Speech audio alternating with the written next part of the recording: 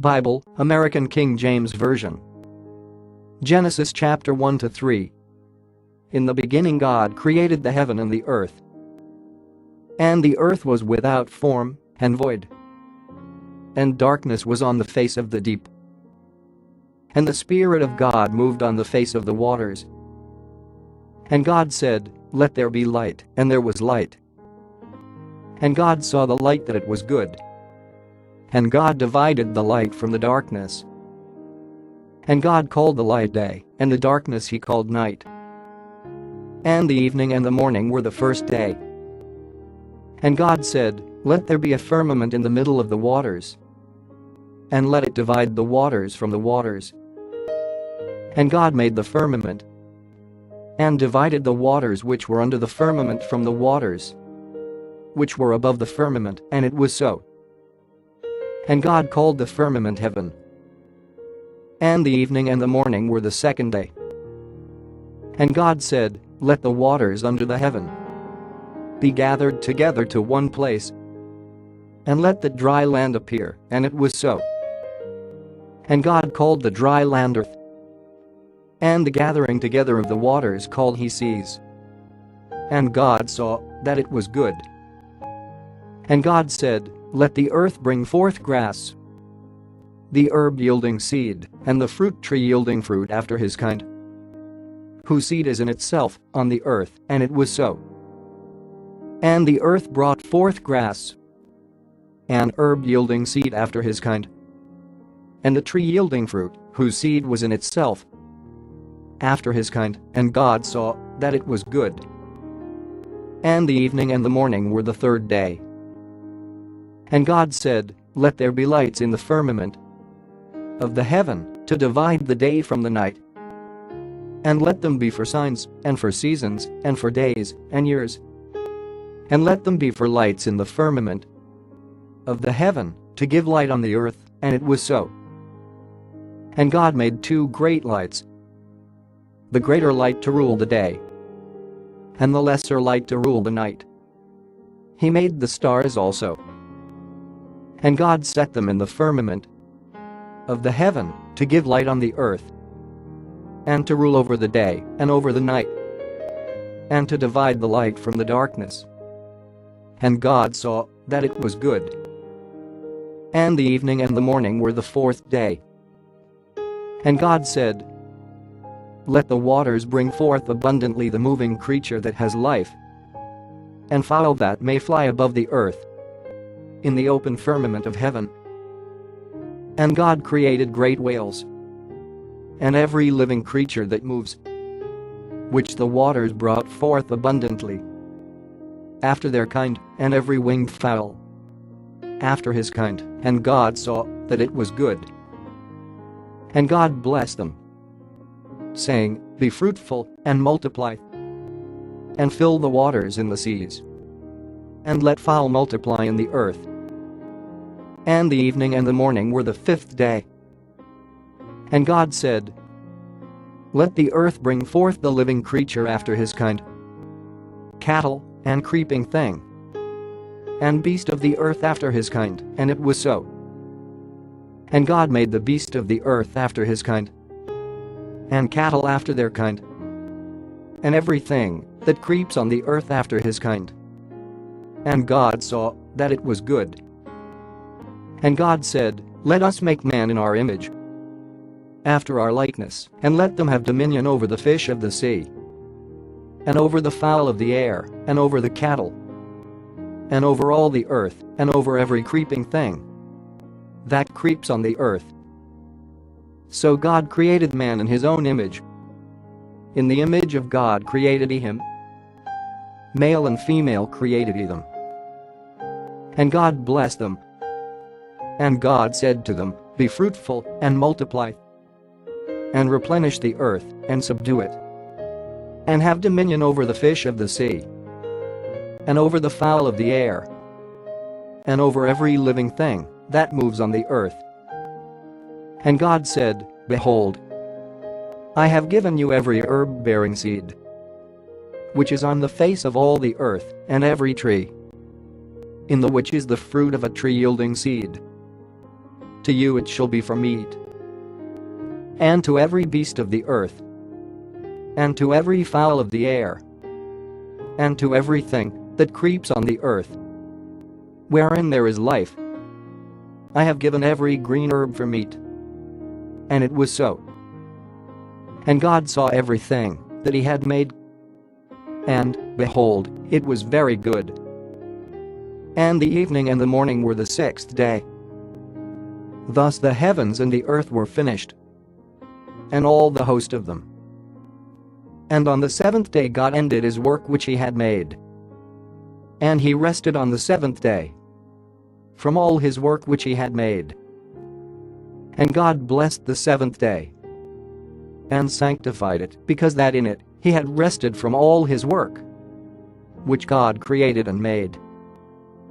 These are the generations of the heavens and of the earth when they were created, in the day that the Lord God made the earth and the heavens, and every plant of the field before it was in the earth, and every herb of the field before it grew. For the Lord God had not caused it to rain on the earth, and there was not a man to till the ground. But there went up a mist from the earth, and watered the whole face of the ground. And the Lord God formed man of the dust of the ground, and breathed into his nostrils the breath of life, and man became a living soul. And the Lord God planted a garden eastward in Eden, and there he put the man whom he had formed. And out of the ground made the Lord God to grow every tree that is pleasant to the sight and good for food, the tree of life also in the middle of the garden, and the tree of knowledge of good and evil. And a river went out of Eden to water the garden, and from there it was parted and became into four heads. The name of the first is Pison, that is it which compasses the whole land of Havilah, where there is gold, and the gold of that land is good. There is bdellium and the onyx stone. And the name of the second river is Gihon. The same is it that compasses the whole land of Ethiopia. And the name of the third river is Hiddekel, that is it which goes toward the east of Assyria. And the fourth river is Euphrates. And the Lord God took the man and put him into the Garden of Eden to dress it and to keep it. And the Lord God commanded the man, saying, "Of every tree of the garden you may freely eat, but of the tree of the knowledge of good and evil you shall not eat of it. For in the day that you eat thereof you shall surely die." And the Lord God said, "It is not good that the man should be alone. I will make him an helpmeet for him." And out of the ground the Lord God formed every beast of the field and every fowl of the air, and brought them to Adam to see what he would call them. And whatever Adam called every living creature, that was the name thereof. And Adam gave names to all cattle, and to the fowl of the air, and to every beast of the field. But for Adam there was not found an helpmeet for him. And the Lord God caused a deep sleep to fall on Adam. And he slept, and he took one of his ribs, and closed up the flesh instead thereof. And the rib, which the Lord God had taken from man, made he a woman, and brought her to the man. And Adam said, "This is now bone of my bones, and flesh of my flesh. She shall be called woman, because she was taken out of man. Therefore shall a man leave his father and his mother, and shall join to his wife, and they shall be one flesh." And they were both naked, the man and his wife, and were not ashamed. Now the serpent was more subtle than any beast of the field which the Lord God had made.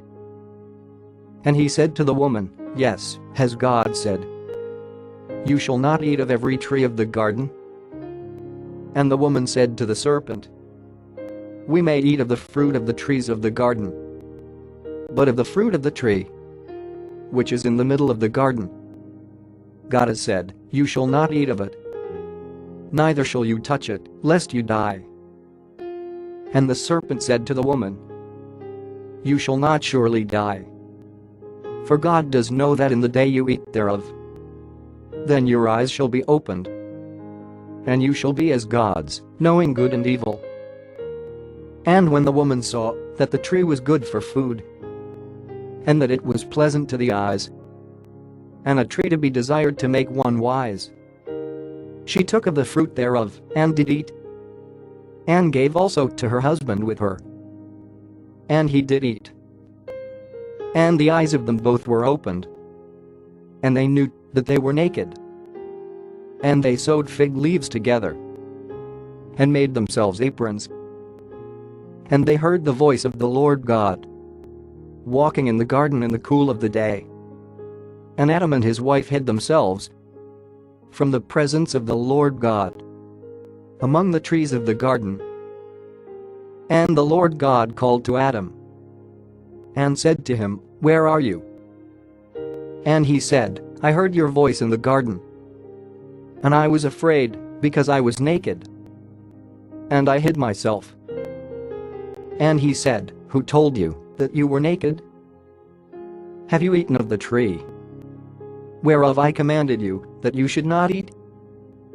And the man said, "The woman whom you gave to be with me, she gave me of the tree, and I did eat." And the Lord God said to the woman, "What is this that you have done?" And the woman said, "The serpent beguiled me, and I did eat." And the Lord God said to the serpent, "Because you have done this, you are cursed above all cattle, and above every beast of the field. On your belly shall you go, and dust shall you eat all the days of your life. And I will put enmity between you and the woman, and between your seed and her seed. It shall bruise your head, and you shall bruise his heel." To the woman he said, "I will greatly multiply your sorrow and your conception. In sorrow you shall bring forth children, and your desire shall be to your husband, and he shall rule over you." And to Adam he said, "Because you have listened to the voice of your wife, and have eaten of the tree of which I commanded you, saying, 'You shall not eat of it, cursed is the ground for your sake. In sorrow shall you eat of it all the days of your life. Thorns also and thistles shall it bring forth to you. And you shall eat the herb of the field. In the sweat of your face shall you eat bread, till you return to the ground. For out of it were you taken, for dust you are, and to dust shall you return." And Adam called his wife's name Eve, because she was the mother of all living. To Adam also, and to his wife, did the Lord God make coats of skins, and clothed them. And the Lord God said, "Behold, the man is become as one of us, to know good and evil. And now, lest he put forth his hand, and take also of the tree of life, and eat, and live forever." Therefore the Lord God sent him forth from the Garden of Eden, to till the ground from where he was taken. So he drove out the man, and he placed at the east of the Garden of Eden cherubim, and a flaming sword which turned every way, to keep the way of the tree of life.